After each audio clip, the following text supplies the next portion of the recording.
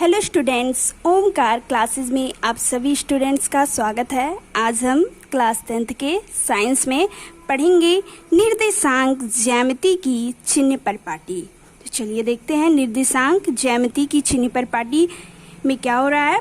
तो जिसमें पहला है आपका लेंस पर प्रकाश किरणें सदैव बाईं ओर से डाली जाती हैं। क्या कह रहा है? लेंस पर प्रकाश किरणें सदैव बाईं ओर से डाली जाती हैं। दूसरा, समस्त दूरियां लेंस के प्रकाशिक केंद्र से मुख्य अक्ष के साथ साथ नापी जाती हैं। क्या कह रहा है? समस्त दूरियां लेंस के प्रकाशिक केंद्र से मुख्य अक्ष के साथ साथ नापी जाती हैं। तीसरा है आपका वे दूरियां जो आपतित किरण की ही दिशा में नापी जाती हैं, धनात्मक चिन्ह के साथ नापी जाती हैं। क्या कह रहा है? वे दूरियां जो आपतित किरण की ही दिशा में नापी जाती हैं, धनात्मक चिन्ह के साथ नापी जाती हैं। चौथा है आपका वे दूरियां जो आपतित किरण की विपरीत दिशा में नापी जाती हैं, ऋणात्मक चिन्ह के साथ नापी जाती हैं। क्या कह रहा है? वे दूरियां जो आपतित किरण की विपरीत दिशा में नापी जाती हैं, ऋणात्मक चिन्ह के साथ नापी जाती हैं। पांचवा है आपका प्रतिबिंब तथा वस्तु की लंबाई मुख्य अक्ष से ऊपर की ओर धनात्मक तथा नीचे की ओर ऋणात्मक ली जाती है। क्या कह रहा है? प्रतिबिंब तथा वस्तु की लंबाई मुख्य अक्ष से ऊपर की ओर धनात्मक तथा नीचे की ओर ऋणात्मक ली जाती है। तो चलिए देखते हैं कि नोट में क्या है। इन नियमों के अनुसार उत्तल लेंस की फोकस दूरी धनात्मक तथा अवतल लेंस की फोकस दूरी ऋणात्मक होती है। कहने का मतलब समझ रहे हैं कि ये जो नियम है, इन नियमों के अनुसार उत्तल लेंस की जो फोकस दूरी होगी धनात्मक होगी और जो अवतल लेंस की फोकस दूरी होगी वो ऋणात्मक होगी। तो चलिए चित्र के माध्यम से आपको बताएंगे कैसे। ये आपका चित्र है, देखिए, ध्यान से देखिए, कोई दिक्कत? देखिए ये आपका लेंस है। कौन सा लेंस है? उत्तल लेंस। कौन सा लेंस है? उत्तल लेंस। अब देखिए आपका पहला कहा था निर्देशांक ज्यामिति की चिन्ह परिपाटी के अनुसार कि पहला, लेंस पर प्रकाश किरणें सदैव बाईं ओर से डाली जाती हैं। आपका लेंस है। कौन सा लेंस है? उत्तल लेंस है। तो क्या कहा था? लेंस पर प्रकाश किरणें, ये आपका लेंस है, प्रकाश किरणें सदैव बाईं ओर से डाली जाती हैं। देखिए बाईं ओर, ये आपका दाईं ओर, ये आपका बाईं ओर है, ये आपका क्या है? दाईं ओर। क्या कहा है? लेंस पर प्रकाश किरणें, मतलब जब प्रकाश किरणें किधर से आएंगी? बाईं ओर से आएंगी। तो समझ में आया? लेंस पर प्रकाश किरणें सदैव बाईं ओर से डाली जाती हैं। फिर देखिए दूसरा था आपका समस्त दूरियां लेंस के प्रकाशिक केंद्र से मुख्य अक्ष के साथ नापी जाती हैं। अब देखिए समस्त दूरियां, जो भी दूरी होगी वो कहाँ से नापी जाएगी? प्रकाशिक केंद्र से मुख्य अक्ष के साथ नापी जाएगी। समझ में आया?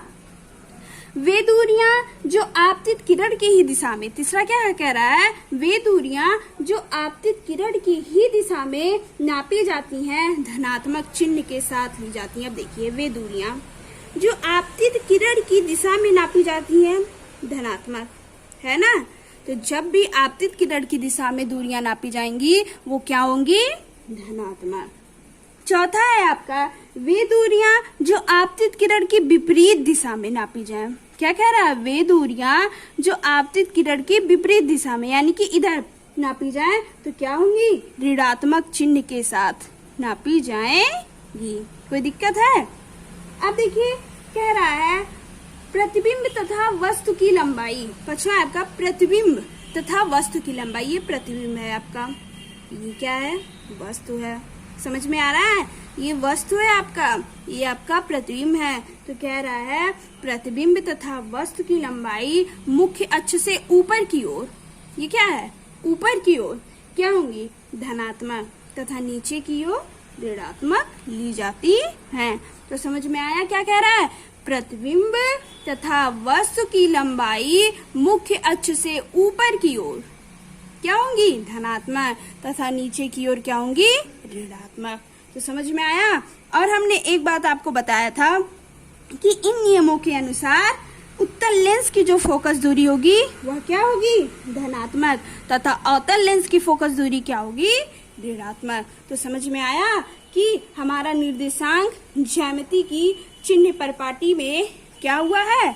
अब हमारा अगला टॉपिक है लेंस के लिए यू, वी तथा एफ में संबंध। क्या है? लेंस के लिए यू, वी तथा एफ में संबंध। तो चलिए देखते हैं कि लेंस के लिए यू, वी, एफ में क्या संबंध है। देखिए, जिस प्रकार हमने गोलीय दर्पणों के लिए सूत्र ज्ञात किया था, उसी प्रकार गोलीय लेंसों के लिए भी लेंस सूत्र स्थापित किया गया है। क्या कह रहा है? जिस प्रकार हमने गोलीय दर्पणों के लिए सूत्र ज्ञात किया था, इसके पहले ज्ञात किए थे ना गोलीय दर्पणों के लिए, उसी प्रकार क्या कह रहा है? मतलब गोलीय दर्पण का जैसे सूत्र निकाले थे, उसी प्रकार गोलीय लेंसों के लिए भी लेंस सूत्र स्थापित किया गया है। यह सूत्र बिंब, बिंब मतलब आपको बताए थे वस्तु, तो बिंब वस्तु दूरी क्या कहलाती है? यू। बिंब वस्तु दूरी यू, प्रतिबिंब दूरी वी तथा फोकस दूरी एफ के बीच संबंध प्रदान करता है। अब देखिए, हमारा लेंस सूत्र है 1/v minus 1/u is equal to 1/f। क्या है? अब देखिए, v क्या है? प्रतिबिंब की दूरी, u क्या है? वस्तु की दूरी, और f क्या है? फोकस दूरी। तो हमारा लेंस सूत्र क्या बना? 1/v minus 1/u is equal to 1/f। अब देखिए, आपका है क्या रहा नोट में, उत्तल तथा अवतल लेंस के लिए एक ही सूत्र है। क्या कह रहा है? ध्यान दीजिएगा, उत्तल तथा अवतल यानी कि दोनों लेंसों के लिए एक ही सूत्र है। इस सूत्र का आंकिक उदाहरणों में उपयोग करते समय इसमें राशियों के मान उचित चिन्ह के साथ रखने चाहिए। अज्ञात राशि को चिन्ह नहीं देना चाहिए, चूंकि उसका चिन्ह सूत्र से स्वतः प्राप्त हो जाता है। तो कहने का मतलब समझे कि उत्तल तथा अवतल लेंस के लिए एक ही सूत्र है। दोनों के लिए क्या है? एक ही सूत्र है। इस सूत्र का आंकिक उदाहरणों में उपयोग करते समय इसमें राशियों के मान उचित चिन्ह के साथ रखने चाहिए। अज्ञात राशि को चिन्ह नहीं देना चाहिए, चूंकि उसका चिन्ह सूत्र से स्वतः प्राप्त हो जाता है। अब हमारा अगला टॉपिक है उत्तल लेंस, अवतल लेंस तथा कांच की प्लेट की पहचान। तो चलिए देखते हैं। देखिए, उत्तल लेंस, अवतल लेंस तथा कांच की प्लेट की पहचान क्या कह रहा है।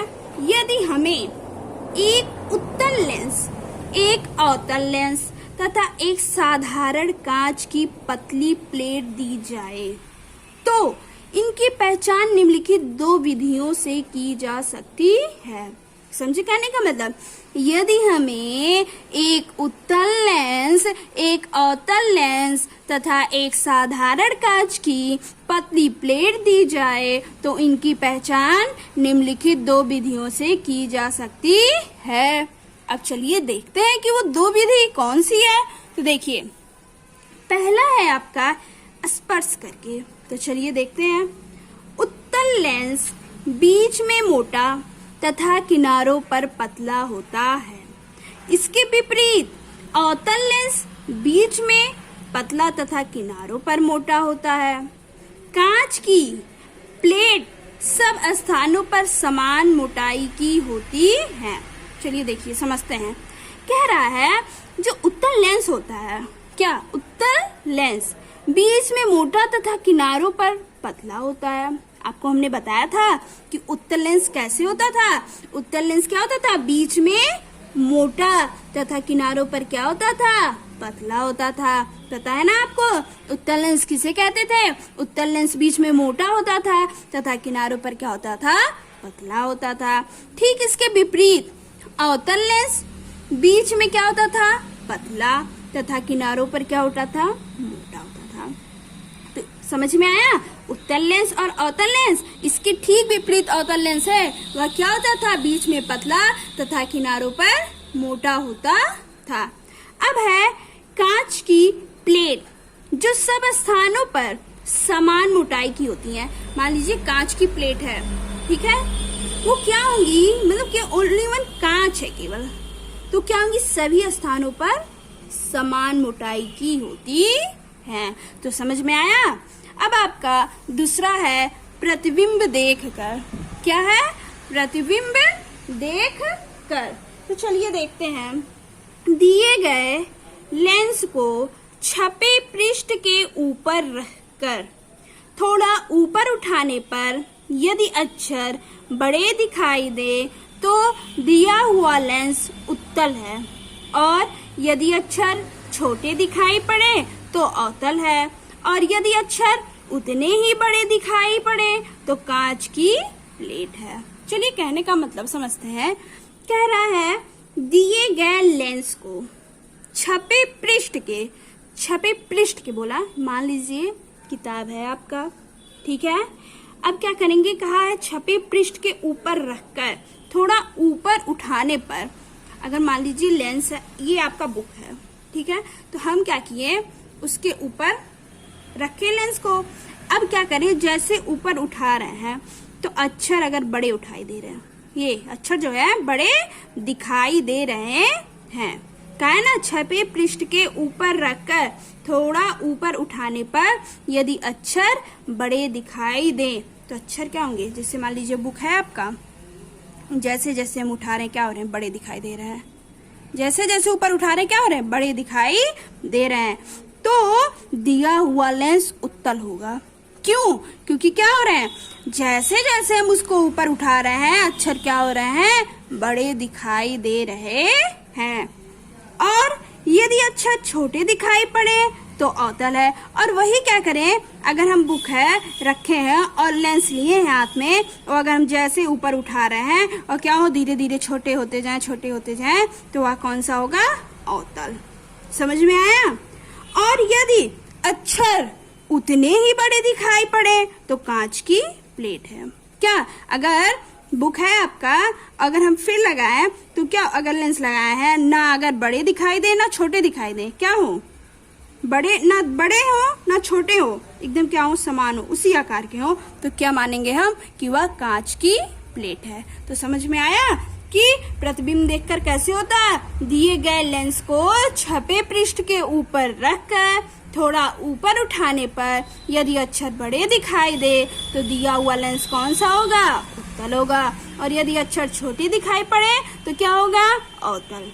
और यदि अक्षर उतने ही बड़े दिखाई पड़े तो कांच की प्लेट है। अब हमारा अगला टॉपिक है लेंसों का उपयोग या लेंसों के उपयोग। तो चलिए देखते हैं लेंसों के उपयोग। अब देखिए, कह रहा है लेंसों का हमारे दैनिक जीवन में बहुत उपयोग है। क्या कह रहा है, लेंसों के उपयोग में पढ़ रहे हैं आप। लेंसों का हमारे दैनिक जीवन में बहुत उपयोग है। चलिए देखते हैं कौन सा उपयोग है। कह रहा है घड़ी साज, घड़ी के छोटे छोटे पुर्जे तथा डॉक्टर आंख और कान में बीमारी उत्तल लेंस लगाकर ही देखते हैं। मनुष्य की दृष्टि जब इतनी क्षीण हो जाती है कि उसे समीप का स्पष्ट नहीं दिखता तो उत्तल लेंस का चश्मा लगाकर आंख के इस दोष को दूर करते हैं। चलिए समझते हैं। देखिए, कह रहा है घड़ी साज, यानी कि जो घड़ी साज होते हैं, घड़ी साज जो होते हैं, क्या हो रहा है, यानी कि जो घड़ी साज होते हैं वो घड़ी के छोटे छोटे कलपुर्जों को देखने के लिए, उनकी मरम्मत करने के लिए उत्तल लेंस का प्रयोग करते हैं। तथा डॉक्टर आंख और कान में, कौन? डॉक्टर आंख और कान में जब बीमारी को चेक करने के लिए, बीमारी को या देखने के लिए किसका प्रयोग करते हैं? उत्तल लेंस का ही प्रयोग करते हैं। तो समझ में आया? घड़ी साज, यानी कि जो घड़ी साज का मतलब समझ रहे हैं? यानी कि जो घड़ी साज होते हैं वो घड़ी को ठीक करने के लिए, छोटे छोटे कल पुर्जों को देखने के लिए, उनकी मरम्मत करने के लिए किसका प्रयोग करते हैं? उत्तल लेंस का प्रयोग करते हैं। तथा डॉक्टर आंख व कान में बीमारी चेक करने के लिए, या कह सकते हो देखने के लिए, उत्तल लेंस का ही प्रयोग करते हैं। समझ में आया?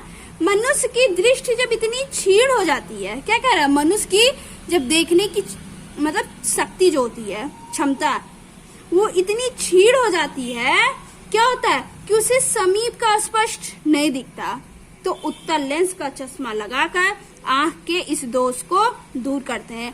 कहने का मतलब है, कह रहा उसे समीप का स्पष्ट नहीं दिखता, समीप मतलब पास का स्पष्ट नहीं दिखता, तो उत्तल लेंस का चश्मा लगाकर आंख के इस दोष को दूर करते हैं। तो समझ में आया? अब देखिए, कह रहा है कि जब आंख से दूर का स्पष्ट नहीं दिखता तो अवतल लेंस का चश्मा लगाकर आंख के इस दोष को दूर किया जाता है। क्या कह रहा है? जब आंख से दूर का स्पष्ट नहीं दिखता तो अवतल लेंस का चश्मा लगाकर आंख के इस दोष को दूर किया जाता है। कहने का मतलब है, जिसमें दूर की वस्तुएं स्पष्ट नहीं दिखती लेकिन निकट की वस्तुएं दिखती हैं, जिसके लिए दूर की वस्तुएं दिखने के लिए डॉक्टर अवतल लेंस का चश्मा रोगी को देता है। जो निकट दृष्टि दोष है, मतलब जिसको निकट दृष्टि दोष हुआ रहता है, उसमें निकट की वस्तुएं क्या होती हैं? दिखती हैं, परंतु दूर की वस्तुएं नहीं दिखती हैं। तो किसमें होता है ये? बताइए। क्या कह रहा है कि जब आंख से दूर का स्पष्ट नहीं दिखता तो अवतल लेंस का चश्मा लगाकर आंख के इस दोष को दूर किया जाता है। अब देखिए क्या कह रहा है, उत्तल लेंस का उपयोग सूक्ष्मदर्शी, दूरदर्शी, चित्रदर्शी, लालटेन, फोटोग्राफिक कैमरे तथा अनेक प्रकाशिक यंत्रों की रचना में किया जाता है। क्या? उत्तल लेंस का उपयोग किसमें किया जाता है? सूक्ष्मदर्शी, दूरदर्शी, चित्रदर्शी, लालटेन, फोटोग्राफिक कैमरे तथा अनेक प्रकाशिक यंत्रों की रचना में किया जाता है उत्तल लेंस का उपयोग। समझ में आया आपको?